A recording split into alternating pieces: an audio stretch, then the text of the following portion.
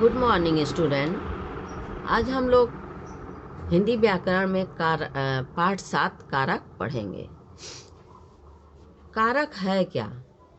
कारक वह शब्द है जो किसी भी वाक्य में संज्ञा या सर्वनाम को उस वाक्य की क्रिया से जो संबंध होता है उसको वह बताता है, उसे हम कारक कहते हैं। जैसे राम ने रावण को मारा, या ललिता ने पेंसिल से चित्र बनाया। तो ललिता या राम कौन है? यह क्रिया करने वाले हैं। रावण कौन है? रावण पर क्या हुआ? रावण पर क्रिया का प्रभाव पड़ा। राम ने जो क्रिया किया उसका प्रभाव रावण पर पड़ रहा है। और बाण क्या है? बाण जो भी क्रिया की जा रही है उस क्रिया की पूर्ति का साधन बाण है। ठीक, तो इस तरह से राम ने कर्ता कारक है, को कर्म कारक है, और बाण से आपका हो गया करण कारक। तो 3 कारकों का प्रयोग करके इस तरह से इस वाक्य को बनाया गया है। तो कारक के चिन्ह हैं 8: कर्ता कारक, कर्म कारक, करण कारक, संप्रदान कारक, अपादान कारक, संबंध कारक, अधिकरण कारक और संबोधन कारक। इनके चिन्ह भी हैं, यहाँ देखिए सबके चिन्ह हैं अलग अलग। तो कर्ता कारक किसे कहते हैं? क्रिया के करने वाले को, जो क्रिया यानी कि संज्ञा होता है वह कर्ता कारक, जो क्रिया करने वाला होता है वही कर्ता होता है। इसका चिन्ह ने है। ठीक है, कभी कभी किसी वाक्य में इस ने का लोप हो जाता है, ने चिन्ह छिपा रहता है। उसका प्रयोग मतलब कि अर्थ वो दे रहा है मगर वो शब्द दिखाई नहीं दे रहा है। ठीक, जैसे गीता ने पुस्तक पढ़ी, बालक खेलता है, बालक लड़के खेलते हैं, तो इसमें ने का लोप हो गया है। कर्म कारक जिस संज्ञा या सर्वनाम पर क्रिया का फल, जो भी कार्य करने वाला करता है उस पर जो क्रिया की जा रही उसका फल पड़ता है, उसे कर्म कारक कहते हैं। इसका चिन्ह को है। कभी कभी यह चिन्ह भी उस वाक्य में छिपा होता है। ठीक, उसका अर्थ प्रदर्शित होता है मगर वह छिपा होता है। जैसे मैंने शीला को पत्र लिखा, तो को इसमें कर्म में को चिन्ह का प्रयोग किया है कर्म कारक में। तीसरा है करण कारक। क्रिया को करने में कर्ता की जो सबसे अधिक सहायता करता है उसे करण कारक कहते हैं। जब भी हम काम करते हैं तो हमें किसी साधन की आवश्यकता होती है। अगर कील ठोकते हैं तो उसमें हथौड़े की ज़रूरत होती है। कील तो हम ठोकते हैं मगर हथौड़े से ठोकते हैं। तो यह साधन है हमारा जो हमारे कार्य को करने में हमें सुविधा प्रदान करता है। तो इसका चिन्ह क्या है? से या के द्वारा है। जैसे बच्चे गेंद से खेलते हैं, रवि के द्वारा पत्र लिखा जाता है, रवि कलम से पत्र लिखता है, या वह पुस्तक से खेलती है। ठीक है, तो इसमें से का प्रयोग किया है। बच्चे खेल रहे हैं, किस चीज़ से खेल रहे हैं? गेंद से खेल रहे हैं। लड़का किससे लिख रहा है?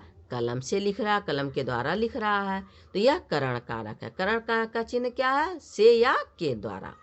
चौथा संप्रदान कारक। संप्रदान कारक के द्वारा किसी कर्ता जिसे संतुष्ट करना चाहता है, जिसे कुछ दे करके या किसी भी प्रकार से संतुष्ट करता है, उसे संप्रदान कारक कहते हैं। इसका चिन्ह के लिए है।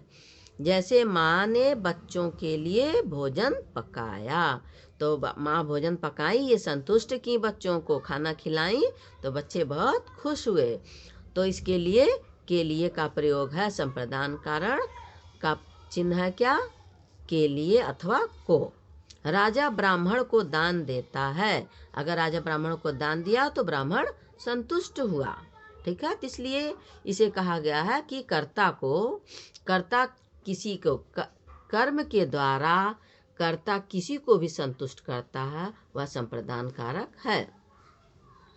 अपादान कारक संज्ञा सर्वनाम के जिस रूप से अलग होने का पता चले उसे अपादान कारक कहते हैं। जैसे बिल्ली छत से कूदी, बिल्ली कहाँ से कूदी? छत से। तो बिल्ली छत से अलग हो रही है, तो ये अलग होने के अर्थ में अपादान कारक का प्रयोग किया। ये से का प्रयोग अलग होने के लिए किया गया है। 6 नंबर है संबंध कारक। किसी शब्द का क्रिया के अतिरिक्त किसी अन्य शब्द के साथ जो संबंध जुड़ता है उसे संबंध कारक कहते हैं। इसका चिन्ह है, संबंध कारक का चिन्ह का, की या के। इन तीनों शब्दों का, इन तीनों वर्णों का प्रयोग किया जाता है संबंध कारक के लिए, का, की और के। राम दशरथ के पुत्र थे। राम किसके पुत्र थे? दशरथ के पुत्र थे। तो राम और दशरथ को के द्वारा जोड़ा गया। ठीक है। रमा का घर बहुत सुंदर है। किसका घर? रमा का घर सुंदर। तो सुंदर है को रमा से जोड़ दिया, घर को रमा का घर जोड़ दिया गया। फिर है 7वां अधिकरण कारक। जो शब्द क्रिया का आधार हो उसे अधिकरण कारक कहते हैं। जैसे में या पर। कोई वस्तु है, किसी चीज के अंदर रखी है या उसके ऊपर रखी है, तो में और पर का चिन्ह का प्रयोग किया जाता है, जिसे कहते हैं अधिकरण कारक। सिंह वन में रहता। सिंह कहाँ रहता? वन में रहता है। सभी जंगली जानवर वन में रहते हैं। ठीक है। कलम मेज पर रखी है। पुस्तक ड्रॉ के अंदर रखी है, उसमें में रखी है। तो इस तरह से अधिकरण कारक का प्रयोग किया गया, में और पर। संबोधन किसी को पुकारने या सावधान करने के लिए किया जाता है। जैसे कोई जा रहा तो आप जोर से उसे बुलाएंगे तो संबोधन हुआ, उसे संबोधन कारक कहते हैं। इसका चिन्ह अरे है, ओ है, भो है, भो महानुभाव, ओह। ठीक है। हे भगवान मेरी रक्षा करो। जब हम किसी को पुकारते हैं, भगवान को जब परेशानी आती है तो पुकारते हैं ना, तो उसमें हम कहते हैं हे भगवान। ठीक है। अरे कोई आश्चर्य जब होता है तो कहते हैं अरे ये तुम क्या कर रहे हो, अरे तुम आ गए, तुम कहाँ जा रहे हो। ठीक है। इस तरह से उसे संबोधित करते हैं।